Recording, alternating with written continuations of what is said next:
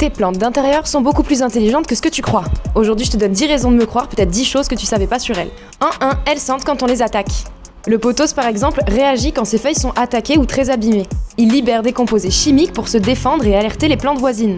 Numéro 2. Elles parlent entre elles. Les racines d'un Ficus elastica et d'un Schefflera peuvent se communiquer des nutriments via des champignons dans le sol. Ce réseau souterrain porte un nom que je prononce parfaitement bien, le Wood Wide Web. En 3, il y en a qui entendent. Alors pas avec des oreilles, mais en gros, certaines plantes comme le Spaciphyllum réagissent aux vibrations de certains insectes. Fonction de si c'est un invité ou un intrus, elle va modifier sa chimie interne pour lui convenir ou non. 4. Certaines de vos plantes d'intérieur sont capables de faire des choix.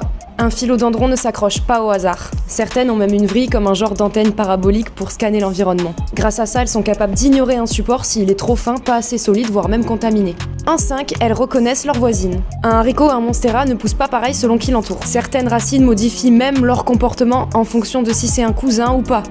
En fait, les plantes sont un peu racistes. 6. Certaines ont une mémoire. C'est le cas du Mimosa pudica par exemple. Elle replie ses feuilles quand on la touche, mais elle finit par s'arrêter de se replier si le stimulus est inoffensif, par exemple des gouttes d'eau de pluie. Ça la rend capable d'apprendre et de se souvenir. 7. Certaines connaissent l'heure. C'est le cas des Calathea. Elles ont une horloge interne qui leur permet de produire un cycle jour-nuit. 8. Elles purifient l'air, mais attention. On sait que le Spaciphyllum et le pothos par exemple sont capables d'absorber certains polluants, mais c'est à prendre avec des pincettes. Il en faut énormément pour que ça ait un impact. Numéro 9. Certaines plantes émettent de la chaleur. Les anthuriums par exemple peuvent atteindre jusqu'à 35 degrés pendant la floraison pour diffuser leur parfum et attirer les pollinisateurs. Et enfin 10. Certaines plantes savent mentir.